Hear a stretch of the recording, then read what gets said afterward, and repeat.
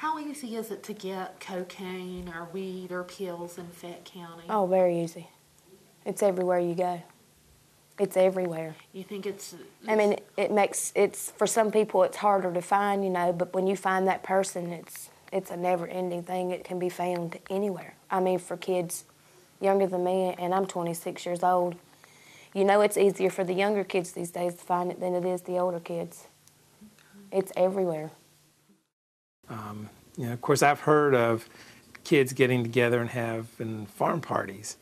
Everybody brings prescriptions that they can find, and they put them in a bowl and they start taking them, you know, and which just kind of blows my mind. I can't imagine taking something that I don't know how it's going to affect me or how I'm going to react to it. Marijuana was everywhere. I mean, everybody was smoking dope. Everybody. We'd go to school, and we would sometimes go to school just to meet up with people to smoke marijuana with. I mean, that was a given.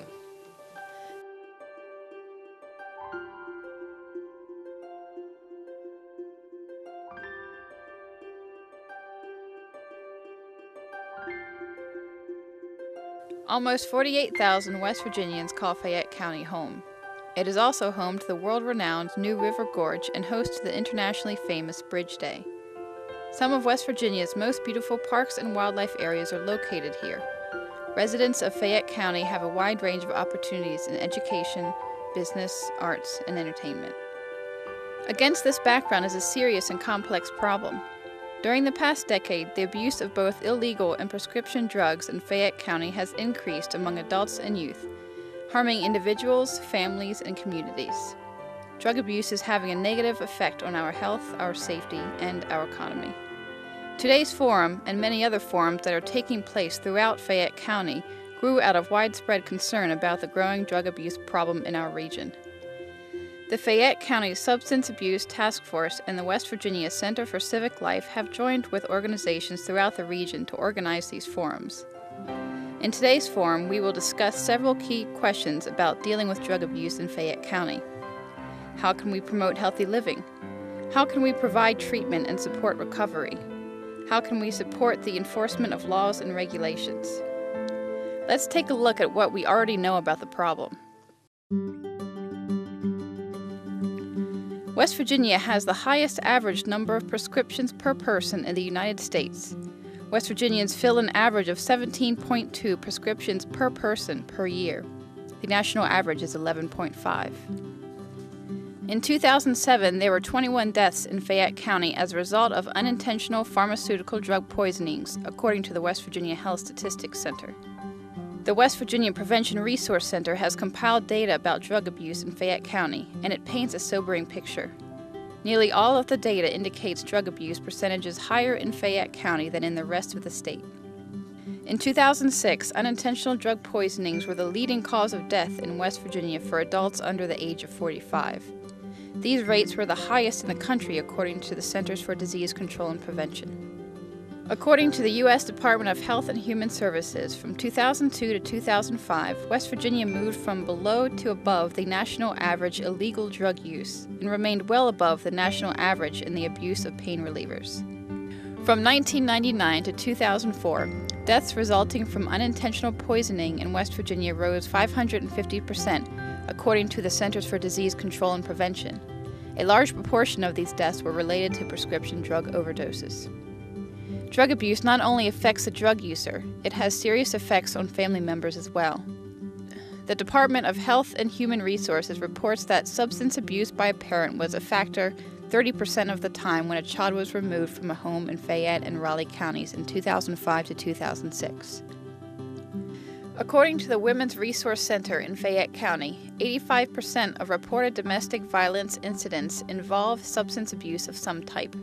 Drug abuse has also affected Fayette County's business sector.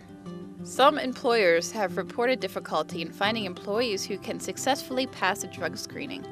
Others report that their employees' work sometimes suffers as they deal with family members who are abusing drugs.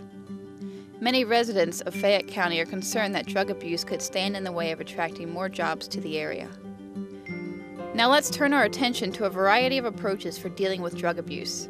These approaches are not the only ways to deal with drug abuse, and they are not mutually exclusive. Each has costs, trade-offs, and drawbacks, and each offers a different perspective about where to begin. Many people in Fayette County feel that the key to discouraging drug use is working together in our neighborhoods to build healthy families.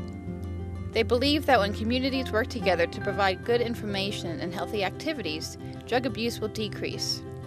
Supporting healthy living could involve these kinds of actions: providing education in communities about drug abuse, creating healthy activities in our communities, increasing resources for programs that help families, involving youth in prevention activities, learning more about safe practices for using prescription drugs. Others in Fayette County believe that increasing access to good treatment programs and providing ongoing support for recovery are the most effective ways to deal with drug abuse. They believe that through strong treatment and recovery, drug abusers can succeed in building healthy, productive lives. Supporting treatment and recovery could involve these kinds of actions: establishing more quality treatment and recovery programs in Fayette County, providing mentoring and support to people in recovery, eliminating barriers to getting treatment, providing transportation to recovery and treatment locations, developing treatment and recovery services in schools. Many people in Fayette County feel that the key to reducing drug abuse is to support strong regulations and laws that discourage drug use, protect residents, and drive out drug dealers. They believe that law enforcement is the most effective way to keep drugs out of our neighborhoods and communities. Supporting strong enforcement could involve these kinds of actions: raising money for more officers, training and equipment, requiring registry of prescription drugs through a state database, increasing law enforcement in local schools, requiring drug testing in schools and workplaces, organizing a neighborhood watch. Well, it was my thing for getting addicted to it, but I honestly think that the pharmacist should make it as easy for you to be able to get it. Because a lot of people, they'll fake a pain and automatic script, and they sell it for the extra money. My first thought on that is there needs to be stricter, laws, regulations, whatever it may be, on prescribing those medications. I'm not saying that it's, the doctor's fault, but I think that's one place where it starts. It's easy for someone to go to the hospital and with a toothache and get hydrocodone prescribed for that, and that their addiction could really start there. I mean, it might sound far-fetched to say that, but it really could. She has said to me numerous times, "Mom, I just wish there was something close to home." There's something about for chemical dependency that when that person, for her for example, finally sees the state that they have woke up and found themselves in, they want to be near, most of the time, their mother, wherever their mother is, and of course their dad too, but there's something about a mom. But yes, she has said to me repeatedly, "Mom, what is an area where I could find treatment or help?" And So I take it she has gone for treatment. So where has she had to go? She has not. She has not. Okay. No real. But she would be willing long-term. to if there was something closer Absolutely. to home. Absolutely, and to you. she would. Yes, absolutely. Okay. I believe that she would. Substance abuse is an extremely complex problem. To make progress, it will take action from people in every part of our communities. This forum is the beginning of a very important conversation.